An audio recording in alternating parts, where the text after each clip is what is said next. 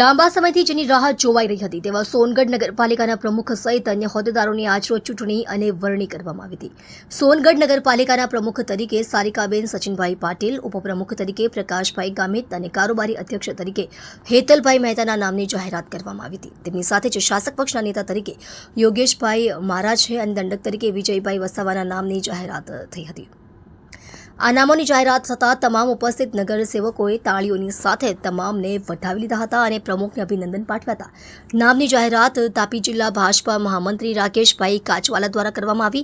આ પ્રસંગે જિલ્લાના પ્રમુખ મયંકભાઈ જોશી સાથે નગર ભાજપા સંગઠનના પ્રમુખ અમિત અગ્રવાલ અને અન્ય હોદ્દેદારો ઉપસ્થિત રહ્યા હતા। ત્યારબાદ સોનગઢ નગરપાલિકાના સભાખંડમાં ચૂંટણી અધિકારી તરીકે પ્રાંત અધિકારી S.J. ગાયકવાડ સાથે સોનગઢ નગરપાલિકાના ચીફ ઓફિસર ગોહિલ સાહેબ અને અન્ય અધિકારીઓ કર્મચારીઓ ઉપસ્થિત રહ્યા હતા।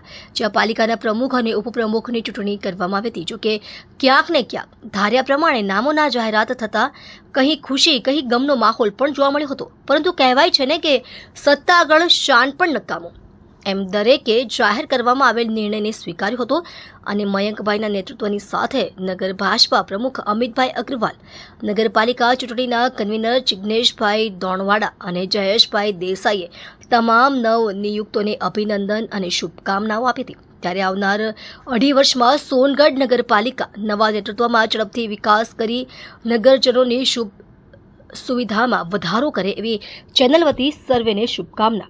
डॉक्टर बिंदेश्वरी शाह, तापी। जय बेन, आपका परिचय? सारिकाबेन सचिनभाई पाटील। તમને આજે સોનગઢ નગરપાલિકાના પ્રમુખ બનાવવામાં આવ્યા, ચૂંટણી કરવામાં આવી, ત્યારે આપને કેવો અનુભવ રહ્યો છે? બહુ સારો અનુભવ આવ્યો છે મને। ભારતીય જનતા પાર્ટીને મને આ આગેવાનને લઈને ચાલવાનું છે બધાને।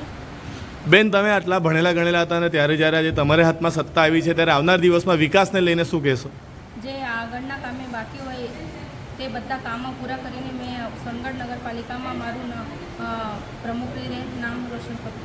બેન, તાપી જિલ્લા ભાજપાના પ્રમુખ મયંકભાઈ જોશી, નગરના પ્રમુખ અમિતભાઈ અગ્રવાલ સાથે જે પણ ચૂંટણીના કન્વીનર, સહકન્વીનર અને તમારા તમામ સાથી મિત્રોને શું કહેશો?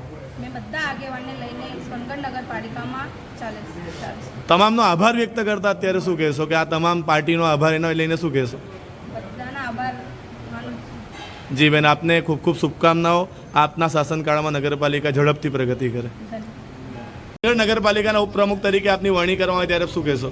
જી, આજ રોજ સોનગઢ નગરપાલિકા ઉપપ્રમુખ તરીકે મારી વરણી કરવામાં આવી છે, તે માટે હું મારા સંગઠનને ખૂબ ખૂબ આભાર માનું છું। આવનારા સમયમાં સોનગઢ નગરપાલિકા ઝડપથી વિકાસ કરશે તે માટે આપ શું કરશો? અવશ્ય આવનારા સમયની અંદર સોનગઢ નગરપાલિકા આમ તો 25 વર્ષથી અને ગરીબોડીમાં પણ અમે ખૂબ સરસ કામ કરેલા અને અમે તમને વિશ્વાસ આપીએ છીએ કે આ બોડીમાં બી અમે સારામાં સારા કામ કરીશું અને જે કોઈ કામો પેન્ડિંગ છે એ કામ બી પૂરા કરીશું અને નવા કામ પણ અમે લાવીશું। જી, આપને પણ ખૂબ ખૂબ શુભકામનાઓ। હેતલભાઈ, આજરોજ સોનગઢ નગરપાલિકાના પ્રમુખ, ઉપપ્રમુખ, કારોબારી અધ્યક્ષ, શાસક પક્ષના નેતા અને દંડકની વરણી કરવામાં આવી છે, ત્યારે એક કારોબારી અધ્યક્ષ તરીકે આપ શું કહેશો? જી, ભારતીય જનતા પાર્ટીના શીર્ષ નેતૃત્વ, પ્રદેશ મોવડી મંડળ તથા ભારતીય જનતા પાર્ટીના જિલ્લા પ્રમુખ શ્રી મયંકભાઈ જોશીજી તથા એમની ટીમ દ્વારા અમારી પ્રમુખ તરીકે સારિકાબેન પાટીલ, ઉપપ્રમુખ તરીકે પ્રકાશભાઈ ગામિત, કારોબારી અધ્યક્ષ તરીકે મારી પોતાની હેતલ મહેતા, પક્ષના નેતા તરીકે યોગેશભાઈ મરાઠે તથા દંડક તરીકે વિજયભાઈ વસાવાની નિમણૂક કરવામાં આવી છે। આ તબક્કે હું ભારતીય જનતા પાર્ટીનો શીર્ષ નેતૃત્વનો ખૂબ ખૂબ આભાર માનું છું। સોનગઢ નગરપાલિકાના આવનારા સમયના શાસનકાળ અંગે આપ શું કહેશો? જી, છેલ્લા 25 વર્ષથી સોનગઢ નગરપાલિકામાં ભારતીય જનતા પાર્ટીનું શાસન રહ્યું છે। વખતો વખત પ્રગતિ કરતી જ આવી છે। હવે આવનારા દિવસોમાં બી જે પાછલી ટર્મમાં વિકાસનો જે વેગ હતો તે જ વેગ આગળ વધારીને અમારી ટીમ વિકાસને આગળ લેશે। હેતલભાઈ, આપને 15 થી 20 વર્ષનો રાજકીય અનુભવ છે। આપની સાથે પ્રકાશભાઈ અને યોગેશભાઈ જૂના ચૂંટાઈને આવ્યા છે, બીજી વાર રિપીટ થયા છે, જ્યારે સારિકાબેન અને વિજયભાઈની ટીમ નવી છે। આપ પાંચે આપ યુવાની ટીમ છે, ત્યારે આપ શું કહેશો આ અંગે?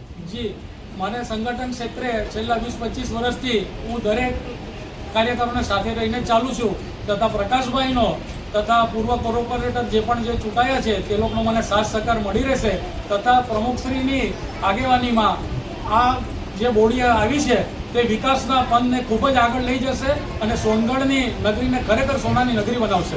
યુવાઓની ટીમ આવી છે ત્યારે યુવાઓના જે વિષયો હતા કે સ્વિમિંગ પુલ છે કે જે બી અન્ય વિષયો યુવાઓને લગતા છે એ કેટલા ઝડપી પૂરા થશે? જે સ્વિમિંગ પુલનું કામ હાલના તબક્કે ટેન્ડરાઇઝ થઈ ગયું છે, ટૂંક સમયમાં શરૂ થશે.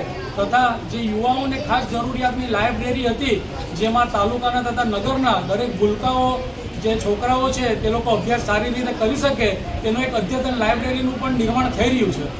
જે આપની સમગ્ર નવી ટીમને અમારા તરફથી ખૂબ ખૂબ શુભકામનાઓ. Thank you.